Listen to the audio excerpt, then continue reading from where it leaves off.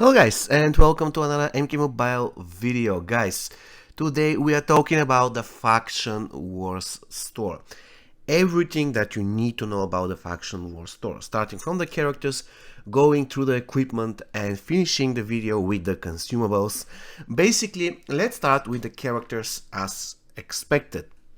The only character as of 2022 that is worth maxing out for rubies is Classic Scorpion. Now, Classic Ermac was pretty good all the way until the end of 2021 because he used to damage bosses. His passive used to damage bosses. Unfortunately, this is no longer the case. However, if this thing changes, then I would advise to get one copy of Classic Ermac. Classic Sub-Zero is one of the worst gold characters in the game. He's not completely worthless, but definitely you have many better options, so you almost certainly will never use this card at all. And Classic Tanya, I'm sorry, not Classic, but Kobujitsu Tanya, she's pretty cool, but she basically works only in Faction Wars, and for that reason, once again, she's not worth the heavy investment of rubies.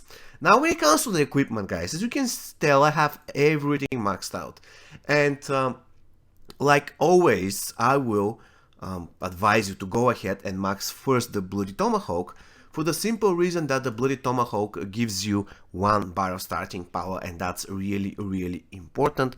Of course, this thing unlocks at the Fusion 10, but it is worth anyway. So if you want to max equipment, the first thing that you have to do, the first epic equipment that you need to get from the equipment store in Faction Wars is the Bloody Tomahawk. Now, when it comes to the second one, probably it is going to be pretty extreme, but I would advise you to go either for the Bloody Voodoo Doll. I'm going to show you what these two equipment do. So either the Bloody Voodoo Doll or the Shadow Sash. It is totally up to you.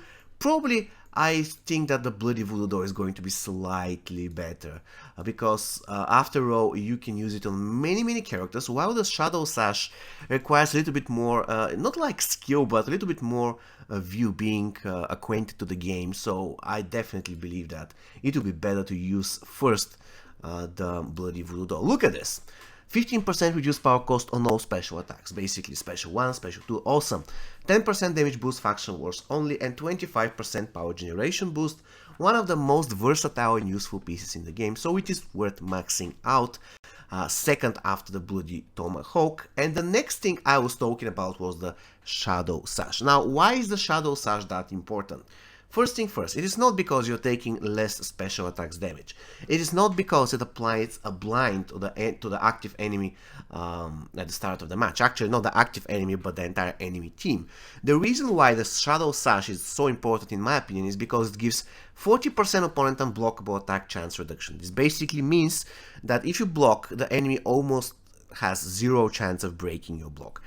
And that's extremely important, especially if you're facing very powerful characters that rely heavily on breaking your block in order to be effective, such as, for instance, MK11 Scorpion.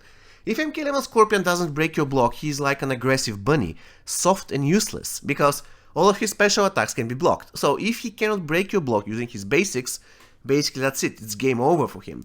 And this piece not only reduces the chance for the basics, but also the chance for the special attacks, unblockable attack chance. So pretty cool. I would advise you to get this item second or third. And the fourth place probably will go for the Devastator. From there on, it is totally up to you, depending on your playstyle. This is the best thing I can tell. Depending on your playstyle, but those 3 items, in my eyes, are the bread and butter of the Faction War store, and you have to start with them. Now, the Bloody Shotgun Armor, I wouldn't invest in it unless I don't have anything else to invest. The Tusha is a horrible weapon.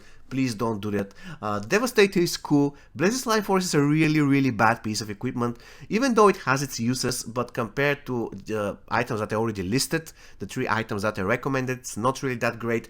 And you can see the more your account gets developed, the less Blazes Life Force you're going to be seeing in the enemy team. So do not waste your do not waste your rubies on the Blazes Life Force. The next thing, Mold Bow and Chains, pretty cool. I would advise something in order to max this piece out. It is pretty useful. In general, very versatile piece that can serve on many characters, so it's pretty cool.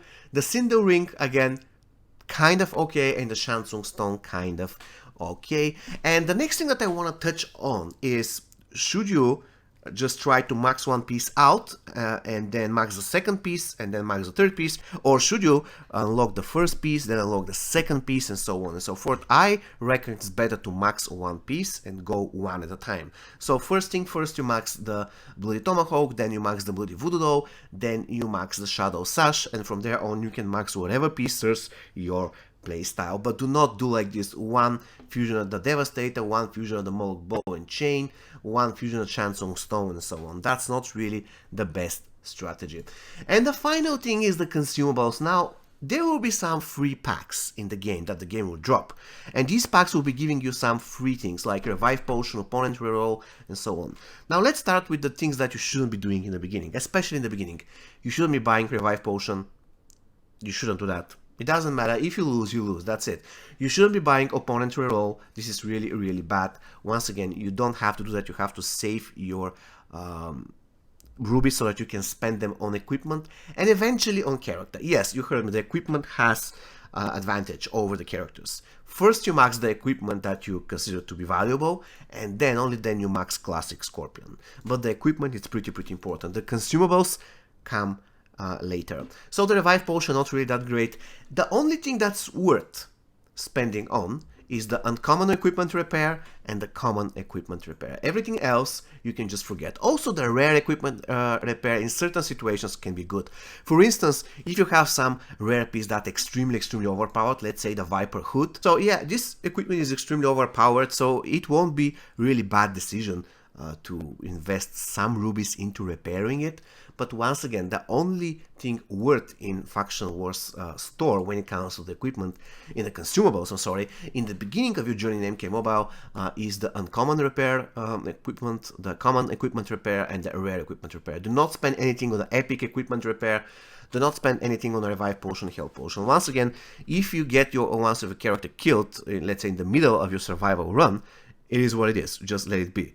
Because 1000 rubies for that is not worth. Once again, you have to make sure that you max these pieces. With those pieces, you'll be using less and less consumables. If you don't have those pieces maxed out, you'll be forced to be using those consumables, and you'll be put in an endless loop. You don't have to do that. First, focus on equipment. Once you have at least 4 or 5 pieces maxed, then you can consider buying, for instance, a Revive Potion here or there. But in general, the Common Equipment Repair and the Uncommon Equipment Repair, pretty good value for the rubies. Only 10 and only 40 rubies, and that's pretty cool. Alright guys, so in a nutshell, this is what I think about the Faction Wars store. Please let me know what you think in the comment section. Do you agree? Do you disagree? And see you next time. Take care.